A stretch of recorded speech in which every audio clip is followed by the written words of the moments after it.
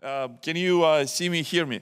You can interact with me, like you can laugh at some jokes when I will be doing jokes, and also you can clap if you like something or if the joke lands so well. Just a confirmation that you're in the right place. We're going to talk about stream processing, streams, streaming SQL, streaming databases, real-time versus batch. If it's something that you're enjoying or somehow it's your cup of tea, welcome and great to be here. This is the talk that, unfortunately, if you're expecting the definitive answer from this talk and saying, oh, I went to this Viktor's talk and now I know how to query stream. So there would be no definitive answer for this. However, as many of you know, hopefully you're all engineers or at least have some technical background, you understand that there's no right or wrong solutions, there's only trade-offs. And sometimes certain tools are the best tools, so certain tools that you know are the best tools for doing the job. Or like a language, as long as it is not Scala or something like that. It's obligatory Scala joke because, I don't know, I think it's fun. Any Scala developers, by the way? A lot of technologies that I'm into, like Apache Kafka and Apache Flink, they were heavily kind of like inspired some Scala work. There's even some Scala code, Scala beats there. I don't know why they started this, and after that, the Java turns out to be okay. Anyways, so my name is Viktor Gamov. I work at the company called StarTree. I am leading their developer advocacy team, and I am talking about all things data. Back in the day, I was known as a Kafka guy. I wrote a book about Kafka, and today I will be sharing some of the experiences that I gained through years of using Kafka, talking to users of Kafka. And actually, do we have any users of Kafka in the room? Quite a few. Okay, any Pulsar users, Apache Pulsar? Oh, okay.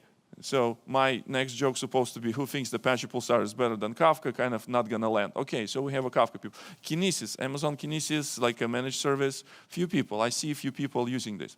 So some of those, the conversations would be also applicable with certain tools, but I will be mainly focusing on like Kafka. It is our the streaming substrate that we're gonna be using for this presentation.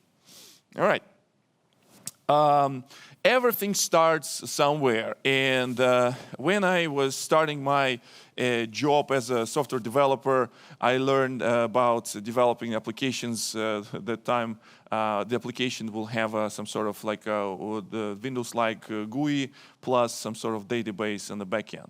And it was easy. It was you writing something to database, you reading something from database, you updating some of the records from the database. All these things were kind of like easy and easy manageable, and everything was fine with this, right? As long as it fits in on a disk, on the one computer, and you don't need to worry about anything.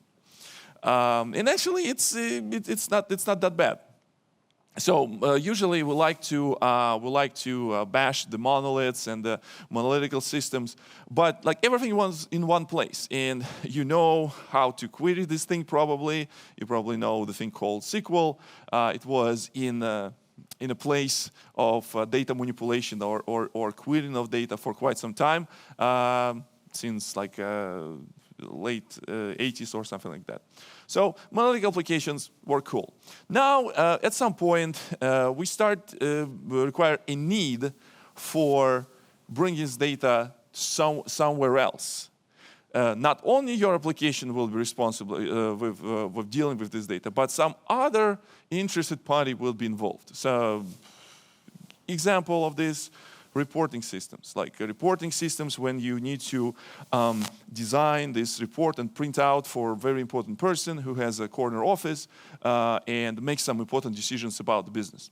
So, the processes with extracting those changes from this database and moving this into some other system where you can perform this reporting stuff.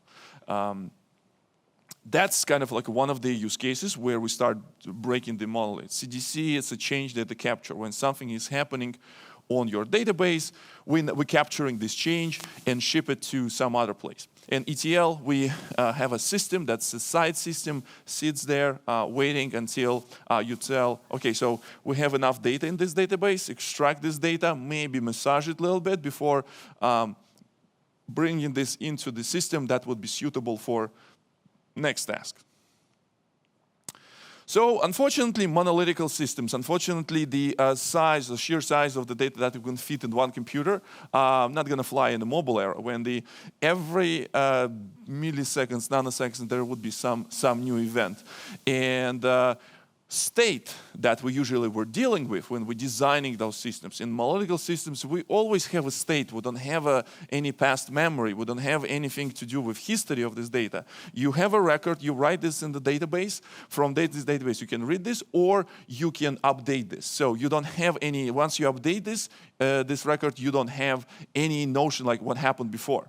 In a mobile era, we actually need to track these things. And in most cases, Kafka becomes a place where all these events, all these things that would be generated from the different systems will land eventually.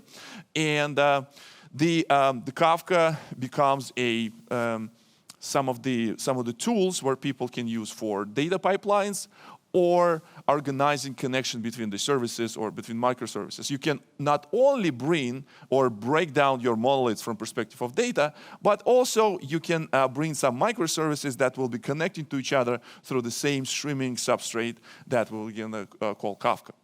So now, when we have a Kafka, we fundamentally change the way how we think or how we put the data in the system.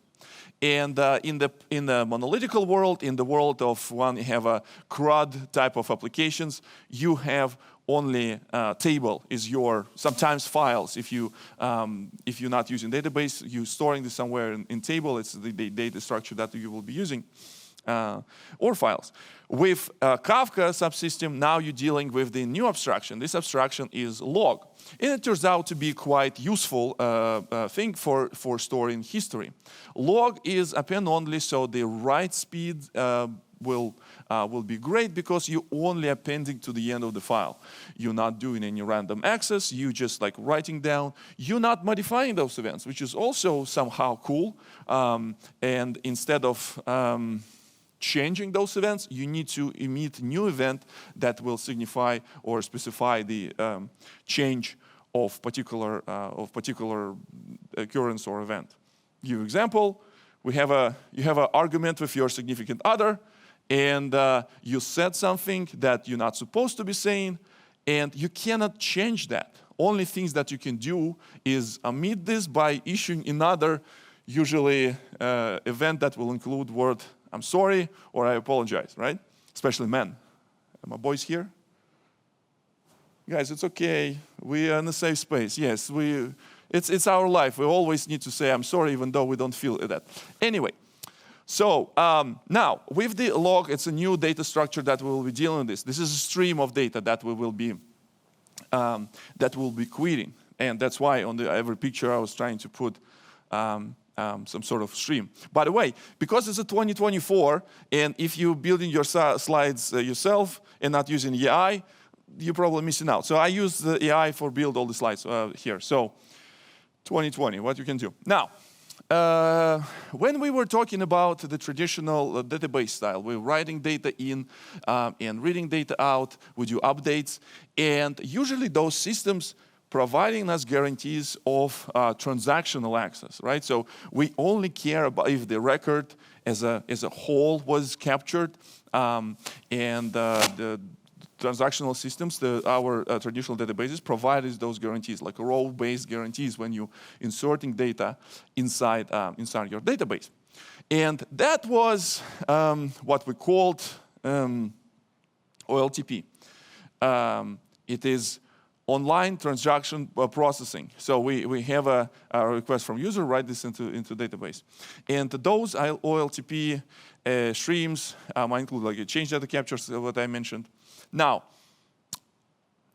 when we're talking about reporting and delivering some sort of like a story out of this data that we have, we need to talk about more on OLAP side of things, like analytical side of things. So that's why when I will be talking about certain frameworks, I will be mentioning specifically like a transactional nature. If you can access this into kind of like in the sense of you getting access to a particular row or particular object that you're storing, versus something that is more analytical. If you can do like arbitrary querying to perform arbitrary operation on the few records. You want to do aggregation, you want to do sums or whatever. So that's why I will be mentioning the OLTP versus OLAP and how they're going to be correlating to each other. Or some of the system would be leaning towards OLTP or to OLAP. So next, I would like to present few categories of the software that we're starting breaking down, and I will be showing you kind of like a pros and cons of using one or another. So we're going to start with something that comes out of the box. Kafka not every time comes with batteries, but there's some very cool things that Kafka comes into play. So we're going to start talking about Kafka Connect. We will touch on the Kafka Streams, which is also another framework that shipped with Kafka, and it can be used with Kafka. We're going to look into a new category of the software that start popping up here and there for the last couple of years about streaming SQL, streaming databases, or like whatever they call them themselves these days. Quickly look at the cloud-based data warehousing solutions that also can help you to solve this task of getting this data out of a stream, Kafka Stream, and start querying this. Data lakes and real-time OLAP databases. So the first exhibit would be Kafka Connect. So Kafka Connect is a framework. Anyone using Kafka Connect, by the way? Who enjoying using Kafka Connect? All right, few people. All right, hold strong, boys, hold strong. So Kafka Connect, for those of you who don't use this or don't know, it is runtime, the framework that comes with Kafka that allows you to write connectors to the different systems. It allows you to write connectors. Allows you to write the connectors to different systems like a relational database. You can read from the relational database. You can write the database without you writing code. So Kafka Connect is a kind of foundation or the baseline for building the data pipelines without involving any codes. There's tons of different connectors. Some of them open source, some of them are proprietary, and those connectors can connect virtually any data source. It could be OLTP database, OLAP database, files. It can be another messaging system, something to bring those changes into the Kafka. So that's why I wanted to make it in the very beginning kind of like important accent that it might potentially work with some other solutions that you're using these days. But Kafka has the very bright and very open ecosystem of the tools that would build around its solution. So now, how Kafka Connect can help us to query the stream. So we're getting data inside the Kafka. So Kafka Connect allows us to just simply build a pipeline where we start the connector. It will be listening particular Kafka topic, and we'll be sending data to whatever database of your choice you want to use. If you like Postgres, Postgres, anyone? I actually trying to understand, like, if the Postgres is winning versus MySQL, or like MySQL is more kind of the market is split between MySQL. There's some enterprise implementations, and there's like MariaDB and stuff like that. So Postgres mostly, right? Yeah. Okay. So you have your data in Kafka. Kafka connector will read this data. There's a Postgres connector that will ship this data in the Postgres, and this is how you go into your database and using SQL of your choice to start querying the stream. There is a bunch of different drawbacks of this use case. Obviously, is the complexity of infrastructure that you need to support. There's sometimes there's automation. Sometimes the cloud solutions can help you with this, but you're involving another component. Plus, it's kind of like, why on the first, you already have a database, like why we need to kind of like bring the Kafka here. So the complexity is maybe not worth And again, managing a separate cluster of Kafka Connect also would be slightly challenging task. So there's positives. So if you have like smaller amounts of data and it's quite valid solution to do this, there's a kind of like since we're shipping data into something that is transactional, it's a transactional by nature, so lookups can be happened by keys, and the writes also happens by rows, so it is transactional by nature. And maybe some of users are familiar with this because you're using database that everyone is familiar with somehow. So Kafka Connect is your first choice. If you want to have a stream of events, you just need to ship it somewhere and start just writing some queries. Again, for smaller data sets, Postgres also can be used for analytical queries. You can run aggregates, you can run all sorts of different analytical queries there. So it is kind of sort of something that you already have, maybe. Now, next step. So since I already mentioned that Kafka ships with some of the batteries, Kafka Connect is one of the solutions to do extract and load, right? So in the ETL, we have extract that will be reading data from a source connector, and load that will be using sync connector to write this down into the system. We have a Kafka Streams in between that will perform a transformation. So Kafka Streams, it's the Java framework that comes with Apache Kafka, so there's a bunch of jars. It doesn't require cluster. It doesn't require you to maintain another infrastructure. It can be embedded in any application. There's a Spring Boot integration. There's the Micronaut integration, out of works. And the cool thing is that it's just like works with Kafka, and it's designed to work with Kafka. The unit of what we can deal with. So we have a stream of events, and now we need to materialize it into something that will be familiar to us and we can query. There's a concept of a key table. So key table, it is first of all, it's a Java class that will be used there, but also it will be representing how the stream will turn into table.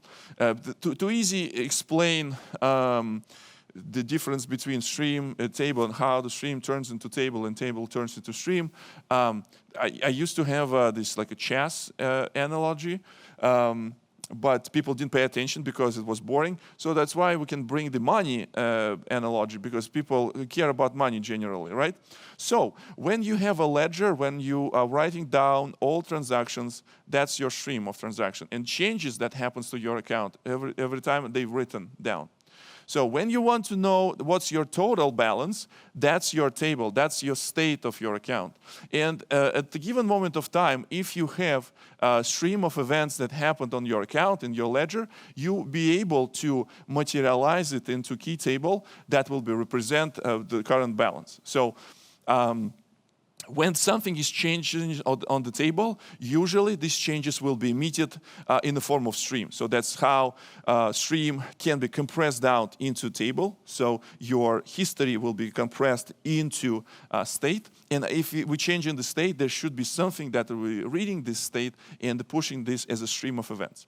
So key table, this is something that we will be operating when we need to have a state. It is in memory. It's a key value, so not so much luxury in terms of what you can query. If you know the key, you will be able to get the data. And there is certain things. It works with Kafka, so those certain things they also somehow inherited from Kafka. So the concept of reading will be depend on number of partitions inside the Kafka topic. So Kafka Streams will be parallel jobs and will execute this the graph of the job on each partition. So there will be created a consumer group. Consumer will be created per one of the topics. And there is also API that allows to expose this in-memory key value store to your application layer. However, there is a certain certain things needs to be done. So first of all, since it's a framework, it doesn't enforce any technologies what needs to be used to write these iterative query services. So you need to write your own server. It can be REST, it can be gRPC. A few years back, I wrote the example of Kafka Streams with Stream Boot using gRPC as a iterative query. It's somewhere on YouTube. Like, if you find this, like and subscribe. Thank you. Now, this is how it looks like. So we do have topic that we put inside this stream builder. We need to specify, as you can see, there's if you never used Kafka Streams before. Anyone used Kafka Streams before? I didn't ask. Okay, a few people. So a few people use this, and it is quite opinionated, and there's a lot of things needs to happen. Obviously, it's a Java, so expect some verbosity as well. Stream, you get the stream from the topic, and the stream operates the similar way how you operate with stream in the Java util collection. So that's kind of like a vibe they were trying to follow. Like Java people usually know the streams Streams framework, so they follow like very similar API. And now, so with this command, every event that happened in the Kafka topic would be materialized in this key table. And after that, we can use this interactive query to expose this through REST API, for example. Now, you can ask me, okay, Victor, so how we can deal with the situation where this kind of like a transactional approach or like a per record approach is not suitable. So we don't know keys, or keys is not something that we want to expose to our users, so it would be difficult to query. So there's also analytical side of things of Kafka Streams. Since the API is quite verbose, you can do a lot of like arbitrary things. I have example from one of the book in the Kafka in Action, where I showed how Kafka Streams can be used as a transaction processor, because there's certain guarantees that Kafka Streams provides for the topic. If you have your messages in topic with same key, there will be guarantees that all these operations will be performed in atomic fashion, so you don't need to worry about any locking the mechanism and things like that. And it would be either because Kafka has this notion of exactly one processing, you don't need to worry that some of the data will be not processed correctly. It is quite powerful. Results usually also shipped back to Kafka. You have either this materialized view that would be partially exposed through your application, or changes that happens to this materialized view will be landing into changelog topic inside the Kafka. Queryable by keys, but you can write the Java code that will be getting access to this type of thing. How we see the code? Code should be looking fine. Okay, so we do have here a couple things. We can do grouping of based on the key, or we can do grouping based on arbitrary field. So Kafka Streams support that. We're performing here a count operation that it's just example of the word count. It's like bread and butter of the big data world.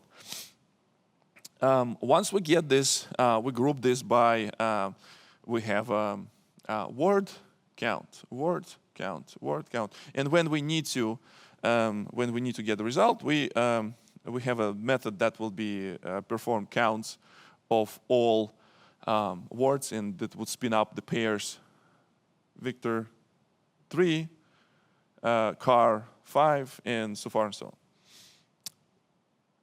Kind of, sort of cool for if you want to write the code, but here's the problem with this. Like every time you want to change the way how you want to query your data, you need to change your application. And when you change your application, you need to redeploy it. There should be tests.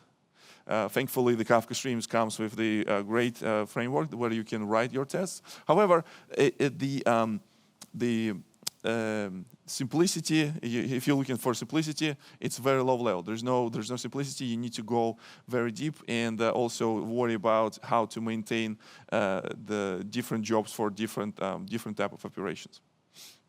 Now, Next step, so we will talk about the things that come with Kafka out of the box. So you don't need to use any third-party solutions if you need to solve this type of problem. So usually these problems are working on only like on a smaller subset of use cases. So that's why if you have 100 different types of reports and your users want to experiment with the data that will be landing inside the Kafka somehow. So that would be not so easy to do with the tools that I just described. So we need to go to look for this in other categories. And the next category that started recently emerging, it's called streaming SQLs, different streaming databases, databases that already emerged in the time when the Kafka was existed, and they already embraced the stream processing nature, the streaming nature, real-time nature. So, and they were building these low-level components in the system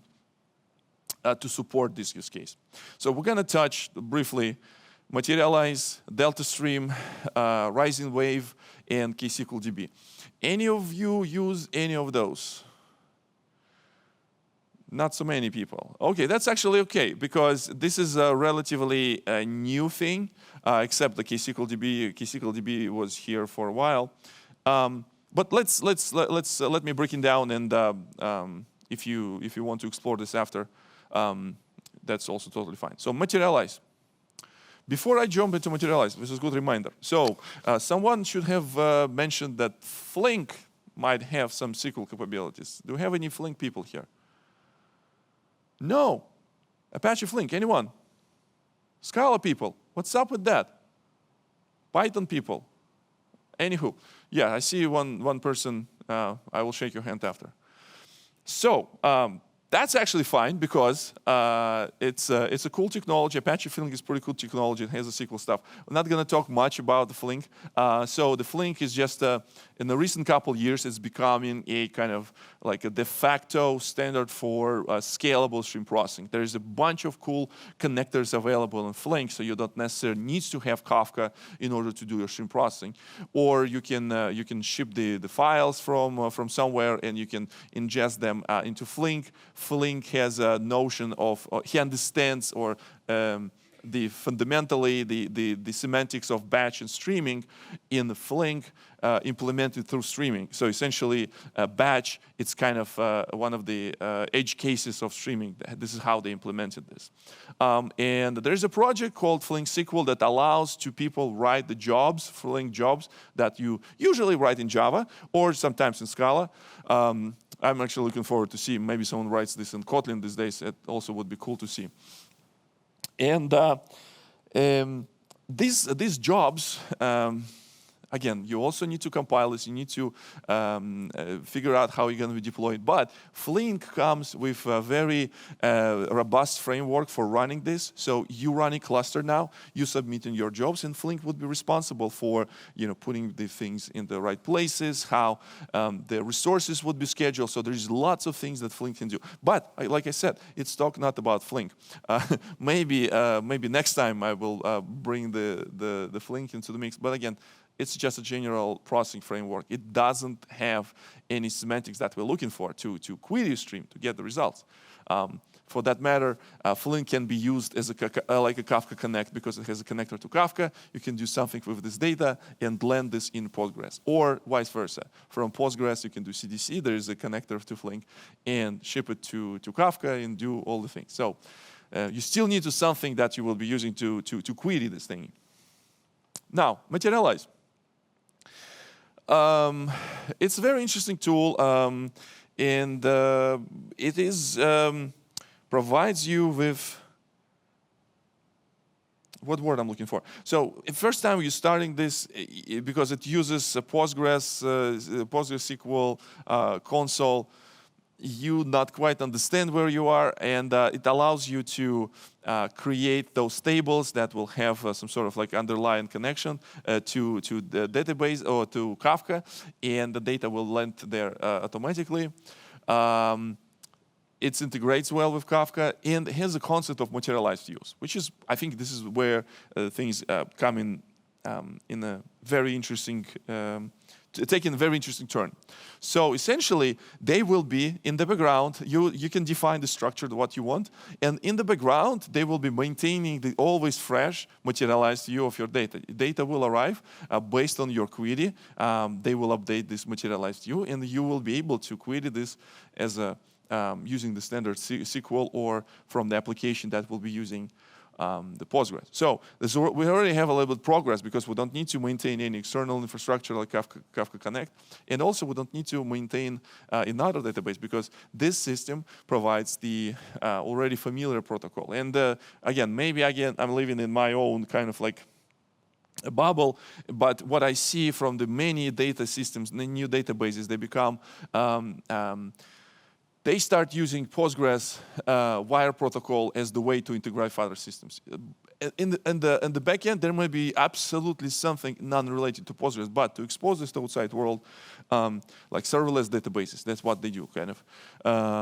Like Yugabyte, there's a bunch of the serverless providers that give you basically Postgres protocol, and they tell you that it's a cloud Postgres, but underneath they might be doing something cool with storage, or they might be doing something cool with compute anyways. So you don't need to do this with because the Postgres protocol is available here. Views are persistent and they are also queryable, so which is good. We're going very close to something that we need. You can plug this to any application, to any existing solutions. And usually the materialize, when you're talking to them, they position themselves as a kind of analytical tool. So since you can do arbitrary queries, you also can do aggregates, you can do sums and all these kind of things. So Delta Streams. Delta Streams, fully cloud native of serverless streaming SQL. They have the concept of serverless and bring your own cloud. Anyone know what is it? So essentially, the model of cloud providers is that you come into their infrastructure, they're giving you either computers, like virtual machines, or give you some sort of services. But sometimes, some organizations, they don't like to trust the cloud providers. They want to have something like in between where they don't want to maintain and take care of the responsibilities of the management and control plane of the system. But they're okay because they already have their own cloud and they have their own compute power. So they're connecting the control plane that's provided by vendor or cloud provider and run your workloads inside your data center, so your data would be locked in. So it's a pretty cool new way that cloud providers are approaching some of the data sensitivity questions.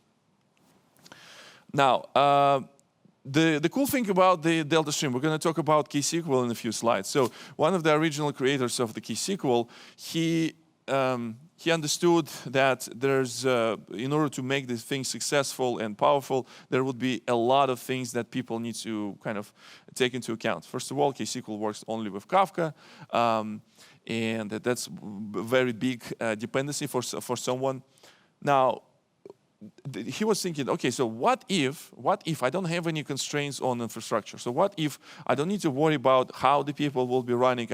I know how to make this query scalable, so I will figure out how to run this on my side, and the users don't need to worry about it. So that's why, like a serverless implementation of streaming or stream processing system, and also they have a materialized use concept. You also will be able to do very similar thing, but in this case, there's no thing that you can install. So that's another interesting the constraint that you might end up with all these systems.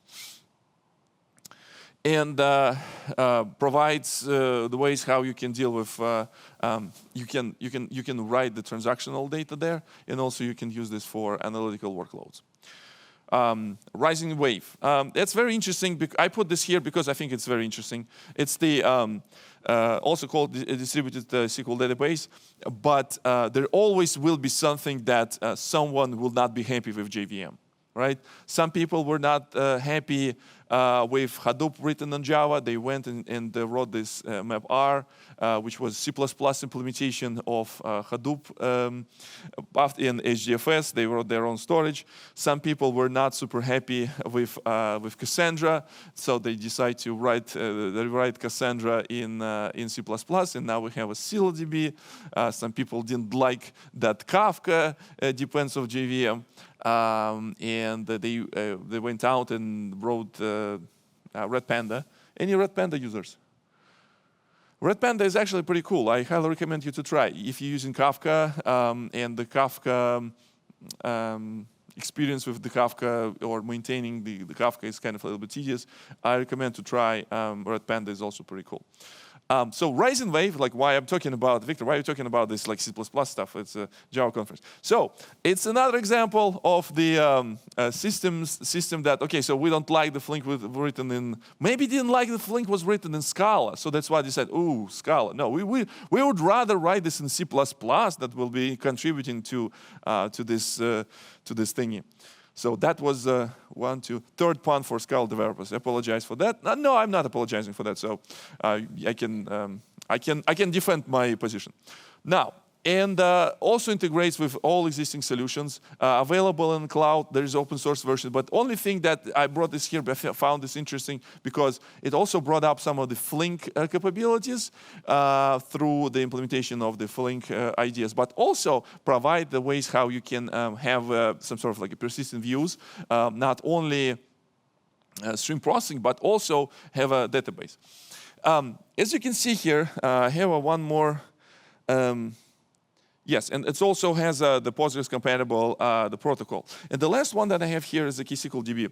And after I will finish this, I will talk you one thing. So it's also called streaming database. It from the stream processing, it was converted into streaming database later on, when a couple years after announcements.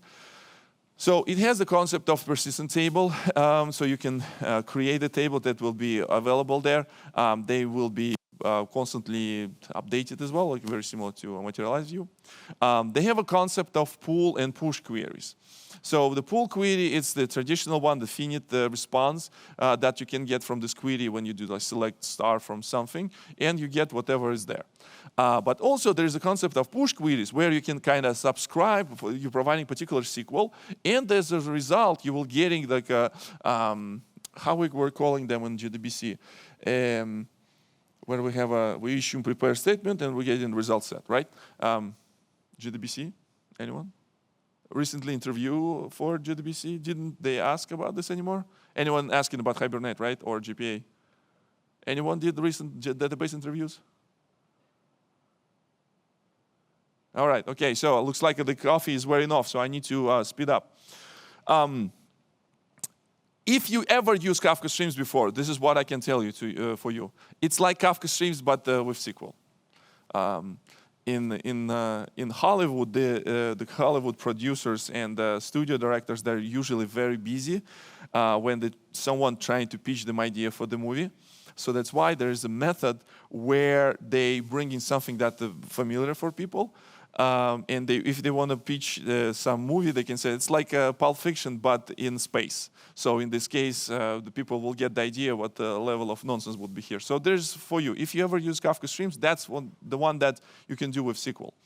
And the cool thing about this is that the KSQLDB is actually written using Kafka Streams as engine. So the problem that I mentioned with Kafka Streams, when you need to compile your Java jobs, you need to deploy those, is kind of solved here because in the other way around. So you have a SQL. The SQL will be break down into Kafka Stream job, and this Kafka Stream job would be executed inside the cluster. There's some good and bad things about KSQL in terms of like how the thing's done, like how big is the data load can be captured there. But again, there's no concept of, for example, indexes where you want to speed up your the pull queries by querying only indexes. So there is no such concept. All right. Cloud data warehouses. Only thing that I want to say about this is that for some reasons, I don't know, I'm not a fan of conspiracy theories, but somehow all of the logos are blue. And if you feel that you're doing not enough in your job and you feel miserable sometimes, always remember this. It's a big companies, and there might be meeting of 20 or 25 people to decide the color will be blue. So think about this for a moment. If you're thinking you're doing something useless stuff, always remember this powerful quote. So BigQuery, Redshift, even though the icon is blue, Snowflake and Synapse is one of the examples of these like most popular data warehouses. Any like Snowflakes and Redshift users here? Okay, all right, that's okay. So we're gonna skip those. But essentially, it's your legacy data warehouses that maybe the big organizations used to have now in the cloud, and with the cloud bill as well. They started with batch because it's historically the way how their data warehouses were dealing with this, and they move into some streaming use cases. There's Kinesis Analytics as a whole set of tools that use Kinesis as your streaming engine. After that, you can build certain applications that will be require some of the analytical workload to be produced or like solved. They more oriented around batch data and some sort of like a structural access. So you need to have a schema, different formats, and things like that. Data lake.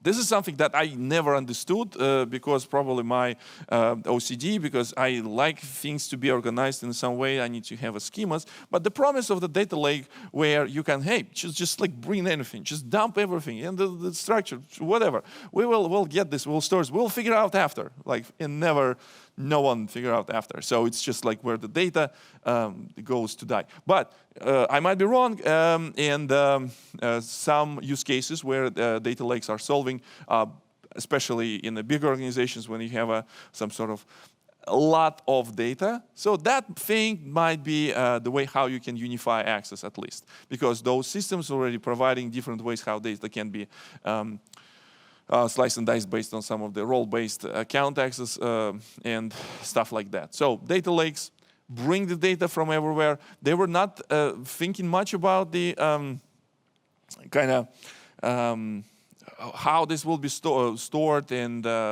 like schema can be shipped after, things like that. So it started as a SGFS cluster. Now everyone building data lakes in S3. So everyone's saying like, oh, we ship this, we have a data lake, and how it looks like. Yeah, we just ship files to S3. So yeah, that's fun. Now, this is basically ELT versus ETL, which is the way how the data would be first dumped into the place, and it will stay there. And the strong bias towards unstructured data. Apache Iceberg, Hudi, Data Lake, those things are examples of the system. And since the S3 is becoming like a main storage for the systems, your computational part and your storage part is significantly separated or radically separated one from another. And don't expect low latencies here. Structure, as I said, not really important thing, so that's why you need to know how to query this, so you will be having some sort of like success on getting some of the data. But we'll see, maybe things will change with the Apache. Iceberg is becoming a very common format for storing kind of like state like data. We'll see. Streaming is historically difficult, so we will have very limited kind of like a data freshness while we're dealing with this type of things. Okay, so read the slow. Oh, too fast. Mostly historical data, and if you need to read the histories from the way back in time, you might have longer latencies. Now, the last but not least, I asked this to draw the person with the glass, so here's the person and glass, not the person with the glass. So some of the artifacts. So last but not least, real-time analytics databases. For disclosure, I work for the company. We contribute to this project called Apache Pinot. But the real-time analytics database is not only Apache Pinot. ClickHouse, any ClickHouse users? Few people. Apache Druid. It's another example of real-time analytics database. There are some solutions for this also available as cloud solutions. But I would say there's notable use cases when I talk about people and they don't understand what does mean real-time analytics database. People usually understand what's a ClickHouse, which is a good thing. Hopefully someday they will understand that, oh yeah, it's Pinot. And in this case, my job will be done here. So real-time analytical databases, where your queries will require low latency and high level of concurrency. You have like hundreds of thousands of queries per second, or even more, like tens of thousands of queries with very low latency. You need to return the data. Again, it supports the ingestion as a streaming things and the batching things. In some cases, for example, Apache Pinot has very good and very intimate integration with Kafka, uses some of the low-level capabilities to get data fast as it possible. And usually all these tools, all these the examples that I was talking about, they are providing standard SQL. So you don't need to, like literally here, you're not learning anything new. For example, again, Apache Pinot uses this the Apache Calcite framework. Today will be a few new Apache projects you never heard before, but at least it would be a good thing. You come back home, you will have a conversation with your significant other and ask, darling, what did you learn today? And, oh, now I know 3 more new Apache software projects, and now I have to live with this knowledge. I'm still trying to kind of like, you know, we're almost here. There's a few more minutes. Stay with me. So, analytical data, analytical requests or the queries on top of real-time data. Data from Kafka immediately will be available without anything else to do. It will be available for consumption. You will be able to build indexes on top of it, so your queries will be even faster. The indexes might include something like that standard, kind of like a range indexes, like sorted indexes, inversed indexes, but something advanced like a JSON path-based index, where you have a JSON file in your table, and you want to do queries on top of it, and also you want to have this query to be fast, because you don't want to reparse this in JSON and put this in a structure that would be suitable here. This is very important. This is where we're shifting the decision maker. Remember, in the very beginning, I was talking about the reports. They come into life when there was a very important person sits in your organization, in the corner office, they need to make decisions. Now, there's a certain use cases where, not certain use cases, more and more emergent use cases where you want to create some sort of engagement in your system. So you need to expose more data to your users. So your users will have the analytical data. I usually have example of my the fitness thingy that I use called Whoop, that I never enter my data there. My data always constantly written there by the heart rate sensor will be sending this information about the heart rate, and immediately this data will be available for processing, and I can see when I wake up, I know how my sleep went and things like that. So that's the user-facing analytics. When I'm a decision maker because I'm paying for this is something that I want to know about my body, and this is something that it needs to be available in real time. I don't care if this data will give me like, I don't know, 7 days a week. I would not gonna use it because I want to know like what happened last night. Now, it can be super overwhelming. So there's a lot of things. Viktor is name dropping, talking some of the things that he might not even know what he's talking about. It's totally fine. Let me summarize at the end how you need to approach this. I'll just give you a few ideas because the new market of streaming databases and stream processing is booming with new solutions. They come in like year and a year. So maybe next time I will be doing this presentation, there will be some new cool things available so you can use this. So don't be despair. So as always, there's no solutions. There is only trade-offs. And those trade-offs is something that you need to focus on, if this thing is solving the task that you were assigned to do, or it solves the problem for your business. Of course, we like to play with cool technologies and maybe like pick up some languages that no one's going to use in the next couple of years. So anyone using Scala 3? Everyone uses Kotlin these days, right? Kotlin, anyone? Yeah, a few people. And so there's always a trade-offs. Sometimes the best solution, the solution that you already know. People can say this, Victor, I don't really care about all these things. I know Python. I can write the consumer in Python, speeds up the files, and after that I have a DuckDB that will be reading these files for me from S3. Totally fine. It solves the task for you, it works for you, it's great. So don't be despaired if it's, there's some of the tools that you don't know, but you're using some tools that's solving the task for you. Very important question that I always have with the conversations is performance. So how fast the queries, how fast data will be available for querying from the Kafka. How fast. So that's another consideration option that you need to take care of, performance. And because we're here, is community. Community is also very important. Where you go if you want to ask the question. If there's a very nice place where you can go out in Slack and quickly share your ideas and someone will reply with a solution, it's great. So look for this one as well. If it's like a proprietary solution, maybe there is a very good user community for this proprietary solution where the users, actual users of the system will be sharing some ideas. So also look for this one. Do not dismiss this idea of where you get some additional information. And the last one is that there's your application that you're writing that will be responsible for solving some of the tasks for the business. And there's a Kafka that will bring in these events in the real time into your application. And you somewhere in between where there's some dragons and some monsters and some stuff is going on that's scary as AF.